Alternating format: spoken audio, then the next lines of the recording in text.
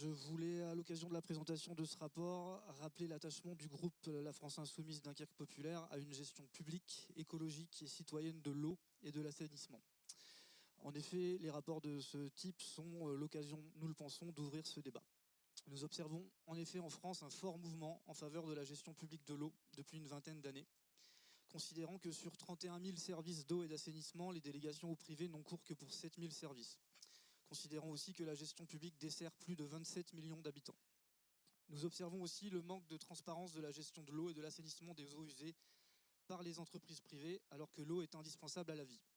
Manque de transparence parfois accompagné de pratiques inacceptables. Ainsi, un rapport de l'autorité de la concurrence évoque des ententes occultes entre les trois principaux acteurs du secteur, Veolia, Suez et la SOR,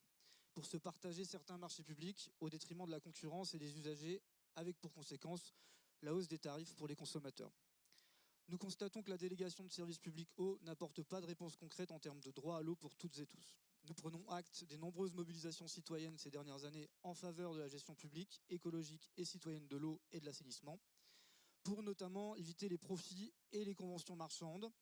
mobilisations qui ont mené à de nombreux passages en régie publique sur l'ensemble de la France. Nous considérons que ce bien vital relève plus que jamais d'une gestion responsable et désintéressée au regard des enjeux humains de chaque bassin de vie, notamment pour réduire les inégalités d'accès entre usagers, entre territoires et dans le cadre d'une gestion écologique du cycle de l'eau qui conditionne la vie, la paix et la protection de la biosphère, indispensable pour les générations futures. Aussi, nous souhaitons affirmer que l'eau est un bien commun qui ne peut faire l'objet d'une appropriation privée, qu'il faut instaurer un droit à l'eau, notamment par la gratuité des compteurs et des premiers mètres cubes vitaux au domicile principal, qu'il faut envisager la multiplication des points d'eau potable, de bains-douches et de toilettes publiques gratuits et accessibles, qu'il faut développer encore la mise en place de règles d'urbanisme et de protection respectueuses des milieux aquatiques et naturels, et la mise en place d'une tarification progressive afin de renchérir les usages de luxe et superflus,